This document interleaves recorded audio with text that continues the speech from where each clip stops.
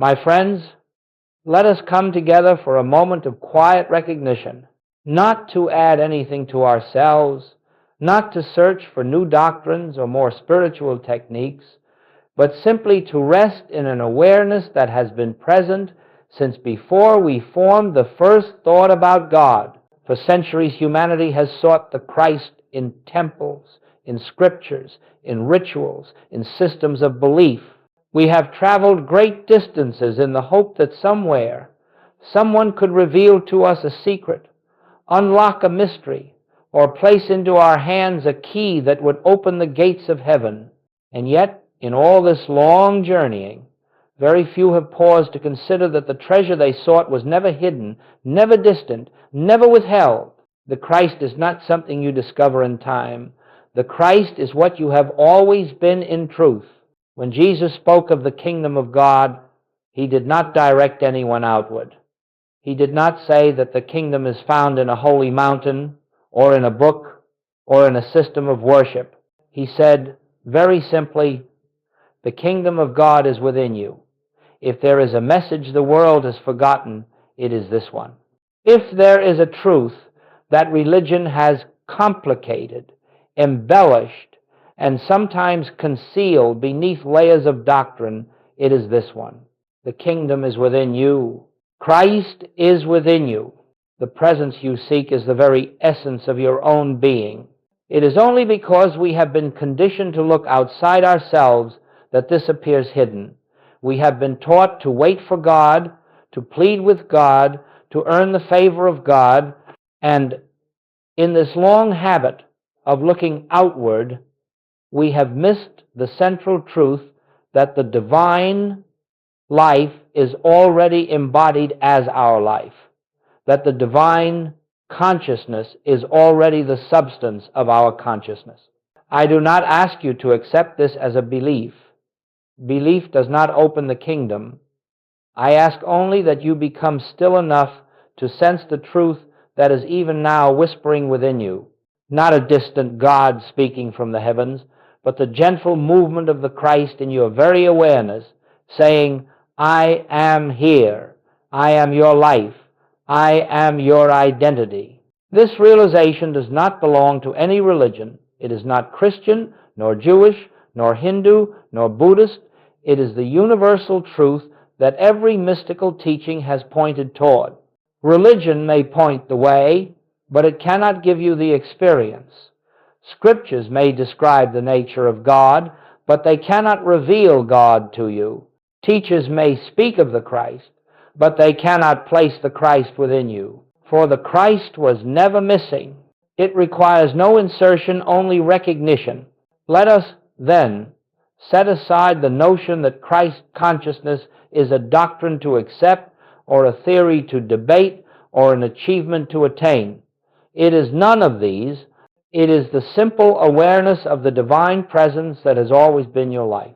When you release the search in the outer world, when you stop trying to improve the human self by human means, when you surrender the belief that God is somewhere else waiting to be reached, in that moment of quiet surrender, something begins to stir, a peace you did not create, a stillness you did not initiate, a presence you did not summon. This is the Christ revealing itself. This is the inner kingdom becoming known. We stand together today, not to gather more spiritual ideas, but to lay them aside. Not to strengthen the personal sense of self, but to watch it gently dissolve in the realization of a deeper identity. Not to form yet another spiritual path, but to step into the truth that has been present long before paths were named. Christ consciousness does not begin with belief. It begins with silence, with recognition, with the smallest willingness to look within. As we continue, let us hold this truth quietly. There is nothing to become. There is only something to remember. My friends, let us move a degree deeper into this inner journey. For if the kingdom of God is within you, and if Christ is the light of your own consciousness, then we must gently examine how it happened that humanity came to seek outwardly for what Jesus himself pointed inward. This is not a criticism of religion. It is simply an observation, an understanding. Religion, at its best, holds noble intention. It offers structure, community, devotion, and a reverent posture toward the sacred. But over time, institutions can forget the spirit in their devotion to form, and the forms that were meant to reveal God can begin to replace God in the minds of those who follow them. In the days when Jesus walked the earth, the religious world of his time was filled with rules, traditions, and rituals intended to bring people closer to God. Yet Jesus did not emphasize these. He did not instruct his disciples to perfect rituals or memorize doctrines. His message was startling in its simplicity. Follow me. What did he mean by that? He did not mean imitate my human footsteps. He meant follow the consciousness that I embody. Follow the inner light. Follow the presence that expresses through me, and it will express through you. He spoke not of religion, but of realization. Yet after his departure, something began to shift. Instead of recognizing that the Christ he revealed was the universal presence within all, many began to worship the person and forget the principle. They began to revere the messenger and lose sight of the message. And once again, God became distant, separate, something to be reached, something to be obtained. This, my friends, is the great misunderstanding.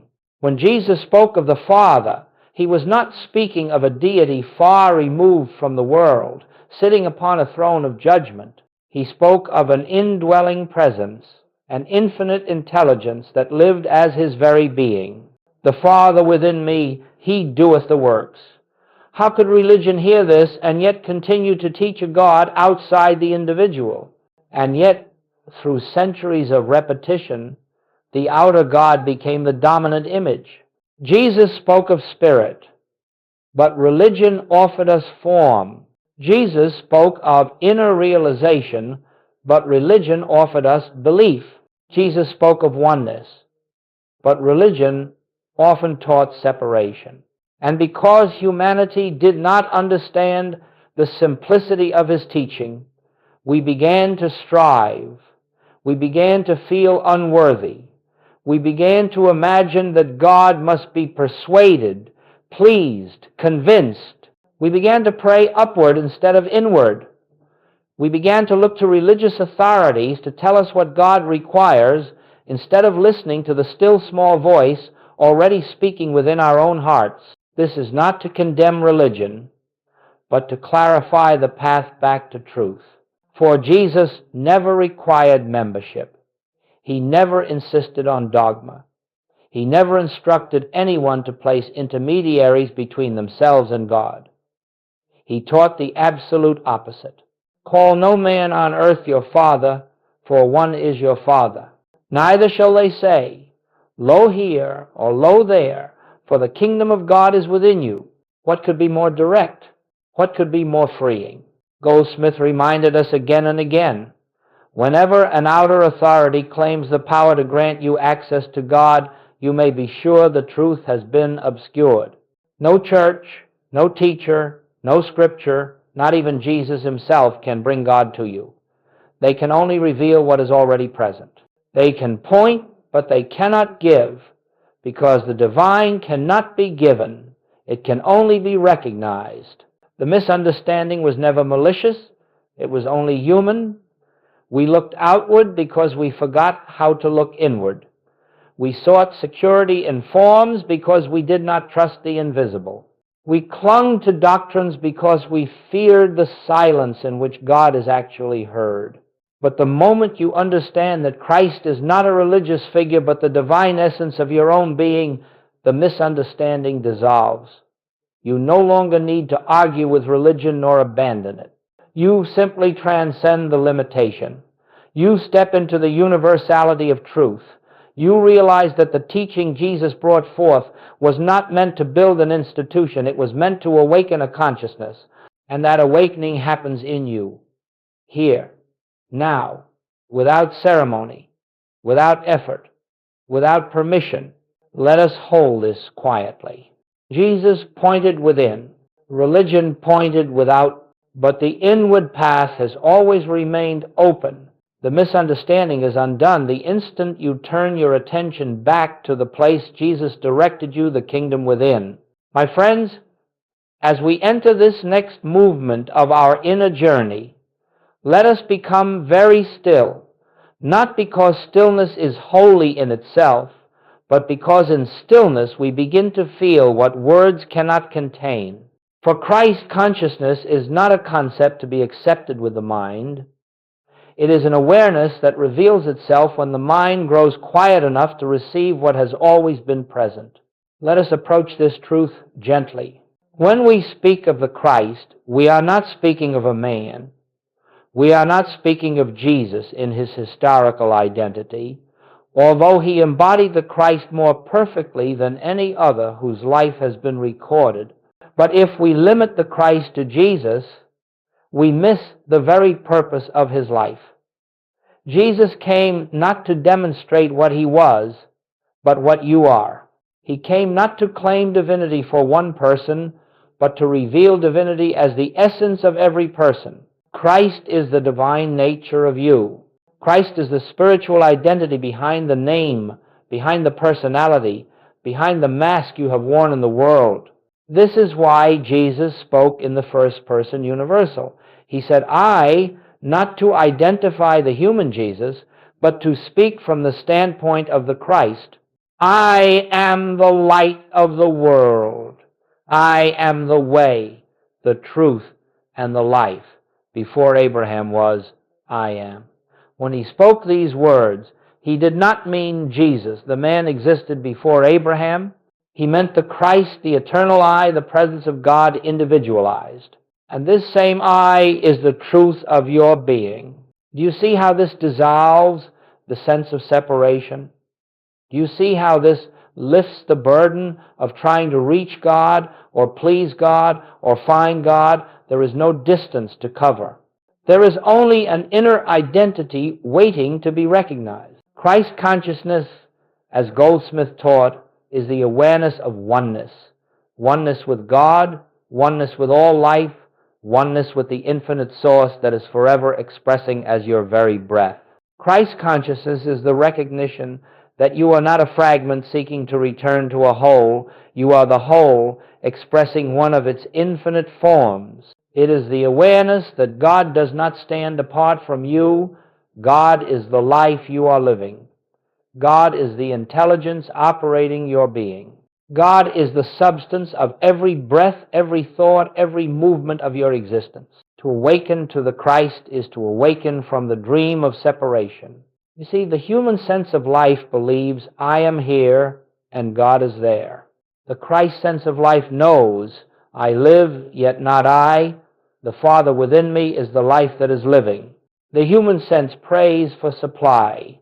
The Christ sense recognizes that divine supply is the very nature of consciousness. The human sense fears sickness and death.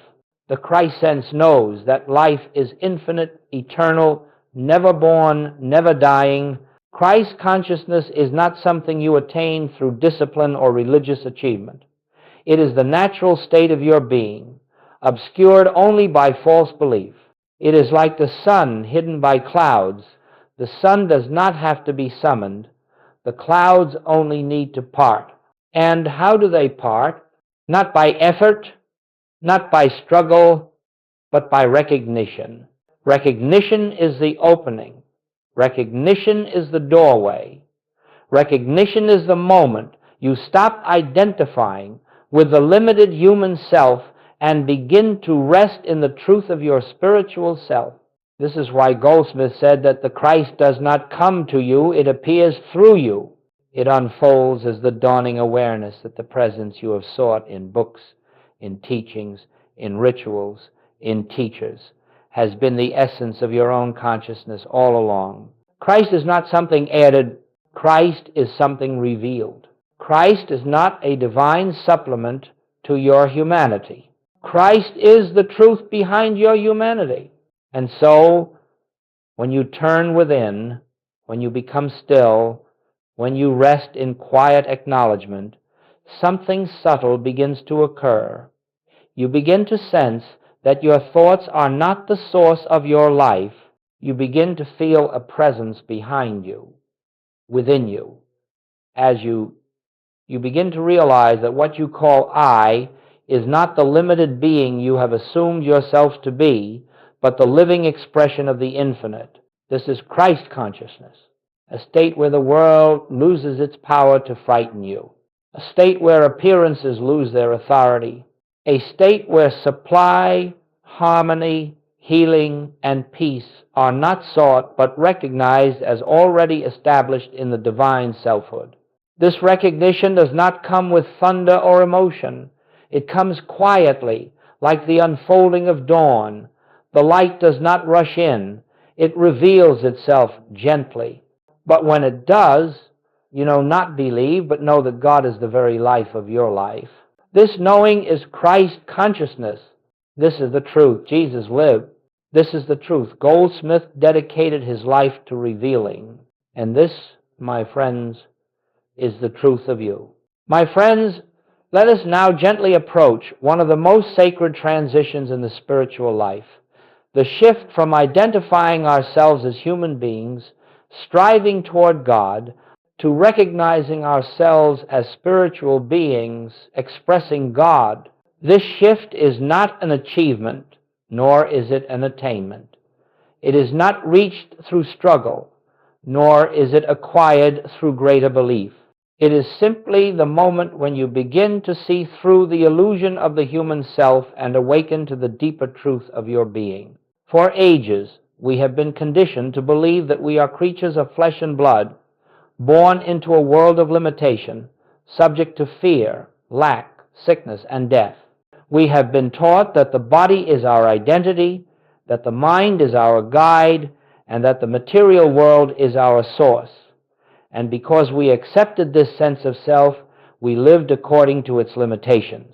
But, my friends, you cannot lift yourself out of limitation while clinging to the identity that creates it. You cannot experience the freedom of the Spirit while insisting that you are first and foremost a human personality. And so, the beginning of liberation, the doorway to Christ consciousness, is the recognition that your human identity has never been your true identity. The human self is not the truth of you. It is the shadow of a greater self, the appearance of a deeper reality. Goldsmith would say, you are not human trying to become spiritual. You are spirit appearing as human. There is a profound difference in this understanding. When you believe you are human striving upward toward God, you will always feel unworthy, incomplete, and separate. You will pray to God as if God is elsewhere. You will try to fix your challenges as though life is happening to you rather than through you. But the moment you glimpse that your true identity is spiritual, that the life you call I is God, expressing as individual being, everything changes. You no longer pray for God to come to you. You recognize that God has been your very essence since the beginning. You no longer fight appearances. You see them as passing shadows, powerless to touch the reality of your being. You no longer measure yourself by success, failure, age, or circumstance. Your worth is derived from the divine nature itself. This is the shift. It is not dramatic.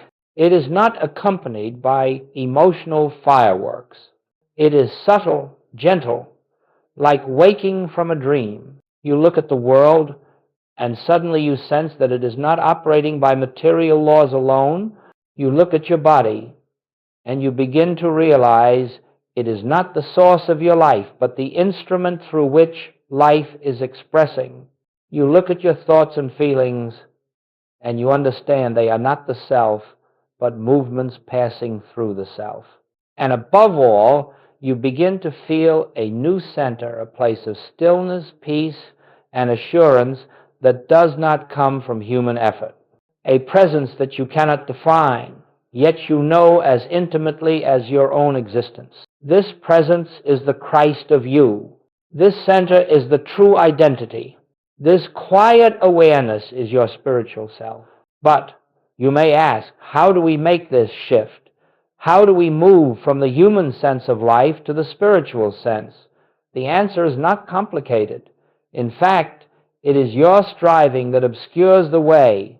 You shift into spiritual identity the moment you stop trying to be spiritual. The moment you rest, the moment you acknowledge, the moment you recognize that what you have been seeking is already the core of your being. It is not your task to perfect the human self. The human self cannot be perfected.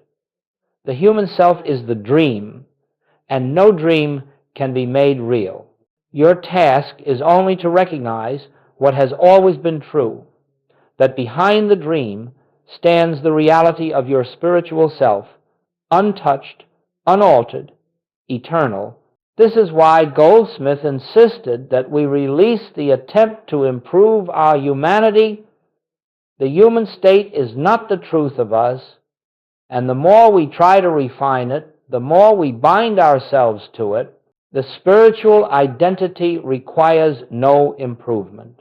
It requires recognition. Once this recognition begins, the whole nature of life changes. You stop fighting appearances and begin resting in presence. You stop striving to get and begin realizing the fullness that already is. You stop fearing the world and begin seeing through its illusions. The shift from human identity to spiritual identity is not a destination, it is a remembrance. And each moment of remembrance deepens the realization that I and the Father are one is not a poetic phrase, it is the truth of your being. Rest in this. Let it unfold. Let it reveal itself gently, for your spiritual identity has never been missing. It has only awaited your recognition. My friends, now that we have opened the inner door to the truth of our spiritual identity, let us quietly approach the heart of the infinite way, the actual practice by which this truth becomes living experience. Not a technique, not a ritual, not a method to manipulate God or the universe, but the simple act of recognition. Recognition is the key, for you will never bring God into your life through effort. You will never reach God through striving. You will never summon the Christ presence through repetition of sacred words. You do not need to. The presence is already here, and so the practice is not the attempt to create something, but the realization of what already is. It is the shift from seeking to acknowledging, from trying to attain to resting in what has been true since before the foundation of the world. This is why Goldsmith said, "Do not try to reach God. Acknowledge God already present." Let us explore how this unfolds. Begin by becoming still, not forcing stillness, not battling thoughts, simply pausing long enough to notice the quiet undercurrent beneath all movement. In this soft stillness, withdraw your concern from the outer world for a moment. Do not try to solve. Do not try to fix. Do not try to change. The world of appearances will continue its movements, but you do not need to follow it right now. Turn inward, not to find something, but to become aware of the presence that has been here all along, a presence that does not shout, does not push, does not demand, a presence that reveals itself only when you stop trying to force spiritual experience and instead allow yourself to be carried by the invisible life that is living you. In this silence, just a moment of it, let the simple truth arise within your consciousness. I and the Father are one. Do not try to believe it. Do not try to repeat it with conviction. Do not try to make it true. It is true without your effort.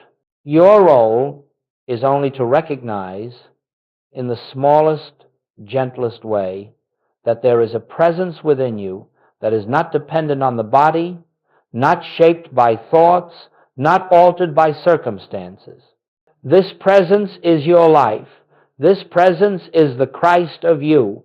And the moment you acknowledge it, even lightly, even without feeling something in consciousness opens, this is the practice. Seek quietly. Acknowledge the presence. Rest in the awareness that God is here where you are as the life you are living. Do not attempt to make the mind empty. The mind does what the mind does. It produces thoughts, images, concerns. Let it. You are not the mind. You are the awareness behind the mind, the silent witness in which thoughts come and go like clouds drifting across a sky that is never disturbed. Each time you become aware of this silent witness, this spaciousness, this stillness, you are recognizing the Christ. You are recognizing your spiritual identity. You are recognizing the kingdom within. Practice this not as a discipline, not as a duty, but as a returning to what you have always been, a returning to the presence that has never left you. And remember, the practice is gentle, it is simple, it is quiet. One moment of recognition is enough to open the way. One breath of awareness is enough to feel the shift. One pause before reacting is enough to let the Christ reveal itself. This recognition must not be confined to meditation. Goldsmith never intended for the spiritual life to be limited to the cushion or the quiet room. The true practice is to recognize the presence in the midst of daily activity while walking, while speaking, while facing difficulty, while experiencing joy. Each pause throughout the day becomes a doorway. You simply turn inward for a second and acknowledge, God is. The presence is here. I am not alone. I and the Father are one. There is no ceremony in this, no strain, no attempt to produce results. Recognition is enough. For you are not calling upon a distant God. You are becoming aware of the God that is your life. You are not reaching up. You are sinking inward. You are not asking. You are knowing. In this knowing, grace flows. In this knowing, peace emerges. In this knowing, the outer world begins to rearrange without your manipulation because consciousness has taken its rightful place as the source of all unfoldment. Recognition is the gateway through which the infinite expresses into the finite. Recognition is the light that dispels the illusion of separation. Recognition is the foundation of Christ consciousness. It is the stillness in which the Christ whispers, I am here. I have always been here. Let this be your practice. Not perfection recognition, not force awareness, not seeking remembering. For the presence you seek is the presence you are. My friends, as we continue in this inner journey, we arrive at a place where many sincere seekers have stumbled, not because the path is difficult, but because certain deeply ingrained beliefs veil the truth from our recognition. These barriers are not sins. They are misunderstandings. They are not failures. They are shadows of inherited thought. They have no substance in spirit, but they can appear very real to the human sense of self. Let us gently bring these barriers into the light, not to wrestle with them, but to see through them. For once they are seen, they dissolve. And once they dissolve, the Christ within us shines forth unobstructed. The first barrier is guilt. Guilt is the belief that we have offended God, that we stand separate, that our mistakes, our past, our human frailties somehow create distance from the divine presence. But my friends, guilt exists only in the mind of man. There is no guilt in God. There is no condemnation in spirit. There is no judgment in the Christ. God does not withhold itself because of your past. God does not withdraw its presence because of error. God does not diminish its love because of human imperfection. It is only the human mind that imagines such things. The spiritual truth is this: your mistakes do not define you. Your spirit does. And the spirit of you is untouched, unaltered, unbroken, unchanged.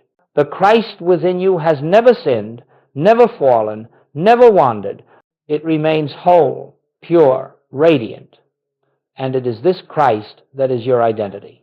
Guilt dissolves in the presence of this realization, not through effort, not through penance, not through trying to be better, but through the simple acknowledgement that Spirit has never accused you, and therefore you are free. The second barrier is unworthiness. This is the belief that spiritual awakening is reserved for the advanced, the holy, the disciplined, the chosen.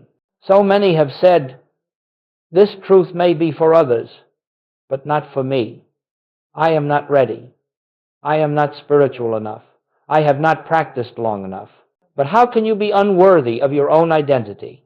How can you be unready for the presence that already constitutes your being? How can you be less spiritual than the spirit that is expressing as you? Unworthiness is the greatest illusion because it assumes that spiritual truth is something external that must be earned. But the Christ is not a prize. It is not an attainment. It is not granted by achievement. It is the nature of your very existence. It takes no worthiness to be what you already are. It takes only recognition. The Christ in you is not waiting for you to qualify. It is waiting for you to stop disqualifying yourself. And the third barrier, perhaps the most subtle, the most deeply ingrained, is religious conditioning. For many centuries, humanity has been taught that God dwells elsewhere, that the divine is separate from the individual, that holiness is accessed through intermediaries, institutions, or rituals. Many have been trained to fear questioning, to fear inner knowing, to fear anything labeled mystical, even when Jesus himself was the great mystic of his age. This conditioning creates hesitation in the soul. It whispers, be careful. It warns, this is too bold. It suggests you must go through proper channels. Yet the moment you turn within, you discover a presence that needs no permission, a presence that speaks in silence, not in dogma, a presence that reveals rather than instructs, a presence that is the very fulfillment of everything religion was meant to point toward. Let us understand this clearly. Religion can be a beautiful stepping stone, but it cannot replace revelation. Scripture can guide you, but it cannot take the place of experience. Teachers can point you inward, but they cannot see for you. The Christ is not reached through belief systems. The Christ is revealed through the silence of your own soul. And so these three barriers, guilt, unworthiness, conditioning, begin to fall away when you realize that none of them have any foundation in spirit. They do not exist in the kingdom within you. They exist only in the human mind, the personal sense of self, the accumulated memory of collective belief. You do not remove these barriers. You awaken from them, and recognition is the awakening. As you rest in the awareness of the presence, as you quietly acknowledge, I and the Father are one, these shadows lose their reality, they lose their authority, they lose their influence. And you begin to stand not as a human being trying to become spiritual, but as a spiritual being remembering the truth of your own eternal identity. The Christ in you has never been guilty. The Christ in you has never felt unworthy. The Christ in you has never been shaped by human teaching. The Christ in you merely waits for your recognition.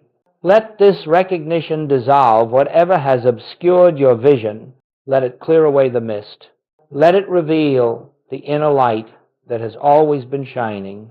For once these barriers fall, even slightly, the path into the kingdom becomes clear, effortless, inevitable. My friends, now that we have recognized the barriers that obscure the inner light, let us gently turn to the living of this truth, not in seclusion, not in monasteries, not in moments set apart from life, but in the midst of our daily activity. For the spiritual life is not lived apart from the world, it is lived through the world. Christ consciousness does not draw us away from life, it illumines life. The presence we discover in meditation is not meant to be left in the silence, it is meant to be carried into every encounter, every circumstance, every breath of ordinary existence. Joel Goldsmith always insisted that truth must be practiced, not as effort, but as remembrance, not as discipline, but as awareness, not as something we add, but as something we allow. And so, let us explore how this inner awareness can become the living center of our daily life. The first practice is the pause before reaction. In the human sense of self, we meet life with immediate responses: fear, judgment, worry, planning, resistance. But when you have tasted the inner presence, even faintly, you begin to recognize that you do not need to be governed by these automatic impulses. When a challenge appears, a bill, a conflict, a symptom, a disappointment, do not react instantly. Do not rush into human planning or mental struggle. Simply pause, even for one breath, and turn inward. In that pause, quietly acknowledge the truth. God is here. The presence is the only power. I and the Father are one. This single moment opens the door for grace to act before the human mind interferes. You see, the world teaches us to meet appearances with effort, but Christ consciousness meets appearances with recognition, and in that recognition, the appearance begins to lose its power. It no longer dictates your state. You remain centered in the presence that goes before you and makes the way straight. The second practice is seeing the Christ in others. This may be the most transformative application of the entire teaching. When we look at others through the human sense, we see behavior, personality, flaws, history, and roles. And in seeing these, we unconsciously reinforce them in ourselves and in them. But Goldsmith taught a higher vision. See through the person to the Christ. See through the behavior to the divine identity. This does not mean condoning unkindness or ignoring actions. It means that when you meet another soul, you silently recognize that behind the mask of human personality stands the same divine presence that lives as you. In moments of conflict, silently acknowledge, I behold the Christ of you. Your true identity is the same presence that lives in me, and something begins to shift. The energy changes, the reaction softens, and even if the other does not consciously realize it, your recognition awakens something within them. Grace meets grace. Light meets light. Consciousness responds to consciousness. The third practice is listening instead of forcing. In daily life, the human mind rushes to solve, to plan, to choose, to direct. But Christ consciousness listens. It waits. It allows guidance to rise from within rather than from fear or habit. When you face decisions, whether small or significant, become still and listen. You are not listening to an external voice. You are listening to the deep intelligence of the presence that knows your path better than your intellect ever could. In this listening, you discover that life becomes simpler. Choices become clear. You take the next step not out of anxiety, but out of inner assurance. And you begin to realize that you are not living your life alone. Life is living itself through you. The fourth practice is resting in the truth of supply. In human sense, supply is something to chase, to earn, to secure. But in Christ consciousness, supply is not external. It is a function of spiritual identity. It flows from the recognition that consciousness is the source of all good. When lack appears, do not fight it, do not fear it, pause, turn inward, and acknowledge. The infinite supply of spirit is the substance of my being. You are not asking for a supply. You are recognizing the source that has always sustained you. And as this recognition deepens, outer forms of supply adjust themselves without strain. The fifth practice is returning to presence throughout the day. This is not constant meditation. It is a subtle remembering, a gentle returning, a quiet acknowledgement that the divine presence is with you as you in every moment. Set no rigid schedule. Let the remembrance be spontaneous.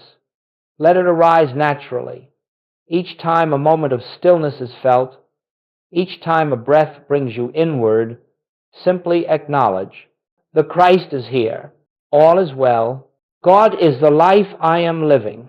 These brief recognitions, 5 seconds, 10 seconds, gradually become a continuous awareness, and this awareness becomes the atmosphere around you, the foundation beneath you, the peace within you.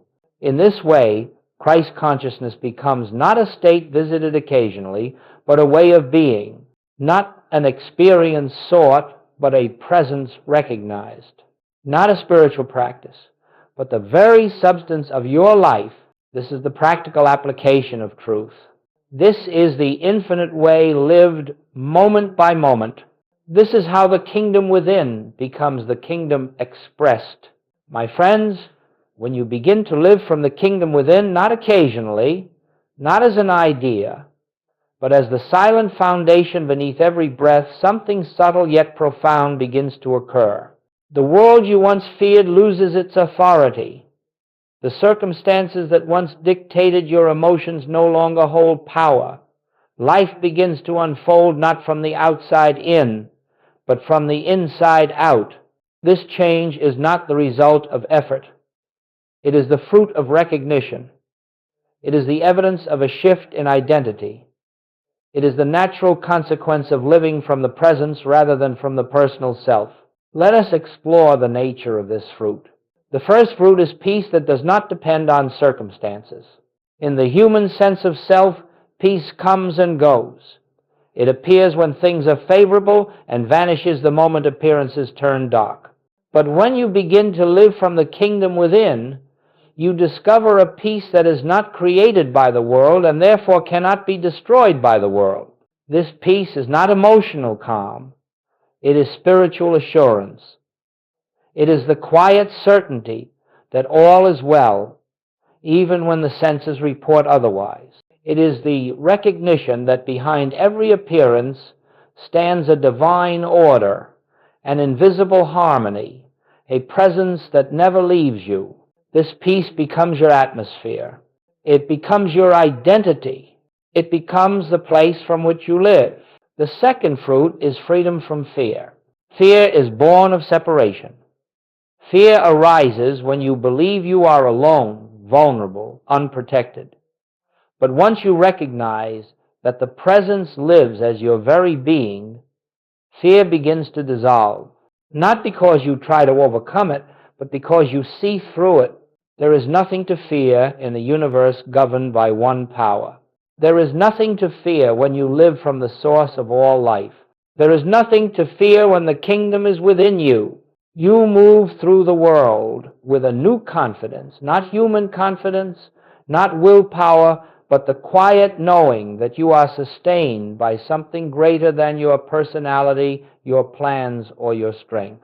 The third fruit is a new relationship with supply. When you live from Christ consciousness, you no longer seek supply outside yourself. You understand that consciousness is the source of all form.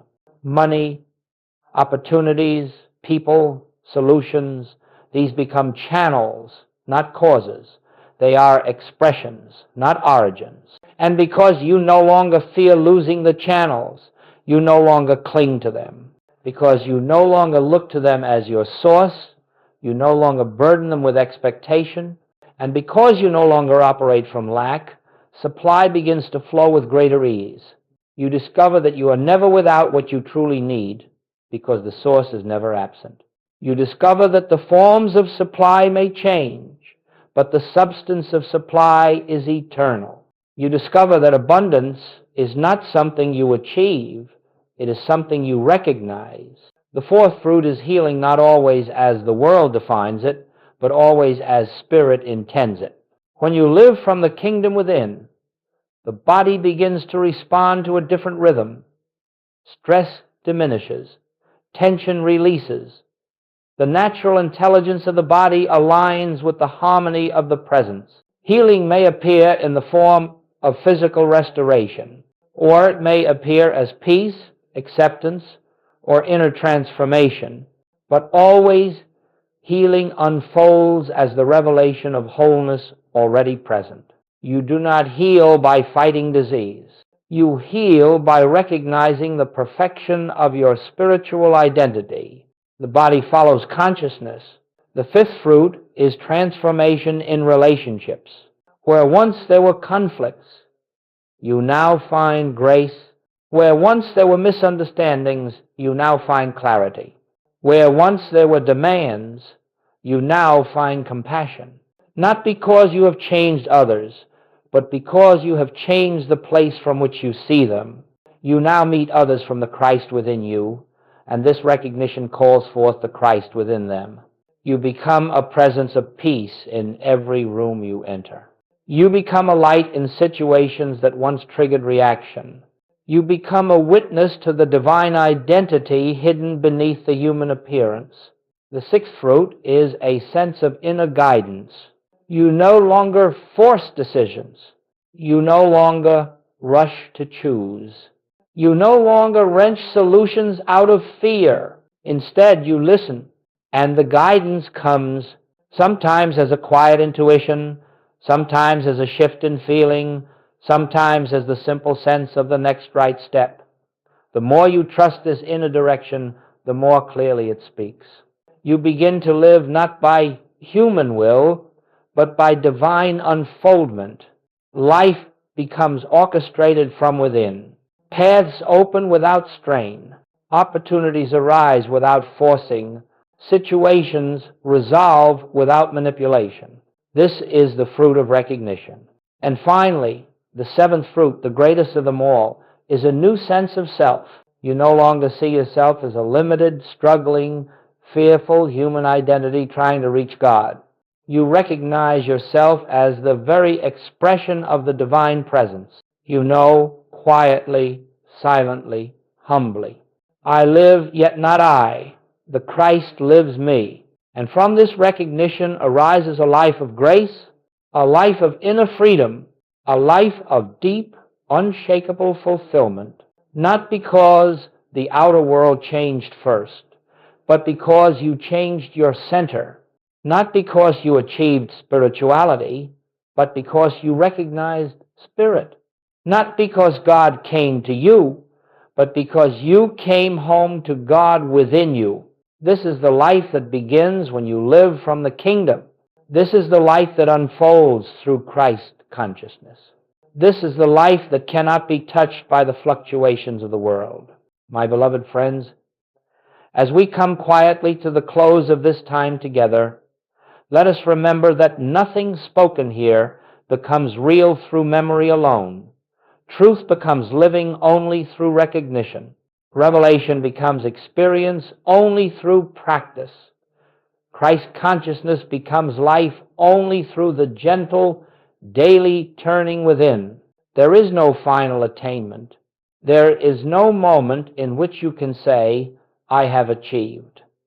For the spiritual life is not a mountain to climb, it is an unfolding, a deepening, a continual homecoming to the presence already here.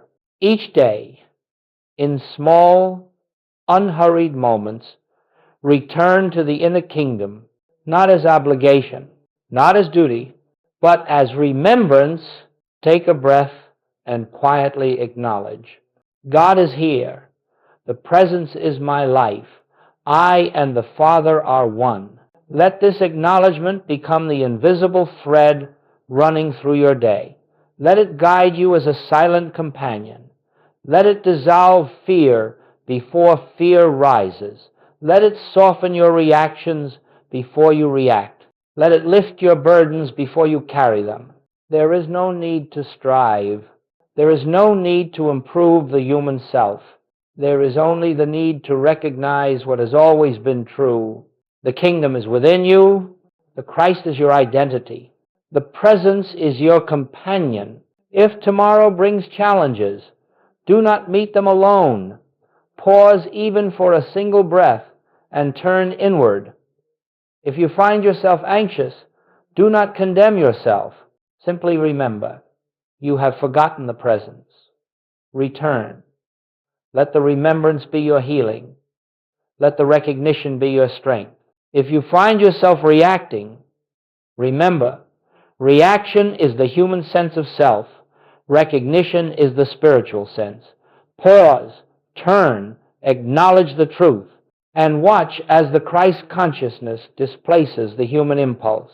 In this way, the spiritual life becomes natural, not something you add to your day, something that permeates your day, not something you strive to maintain, something you quietly remember. You will discover that the more you return to the inner kingdom, the more the outer world aligns without your manipulation. The more you acknowledge the presence, the more harmony appears without effort. The more you rest in your spiritual identity, the more life unfolds according to divine order rather than personal struggle. This is grace. This is the fruit of living from within. This is the infinite way. And so, let us end as we began, in silence. For in silence, the Christ speaks. In silence, the presence reveals. In silence, we discover that the journey we thought we were undertaking is already complete. The kingdom has never been far. It is closer than breath, closer than thought, closer than the sense of I. And every time you turn within, you return home. Let this awareness accompany you now. Let it sustain you. Let it live you. And may the quiet recognition of the presence be the light before your path, the peace within your heart, and the truth that guides you in every moment. Blessings, my friends.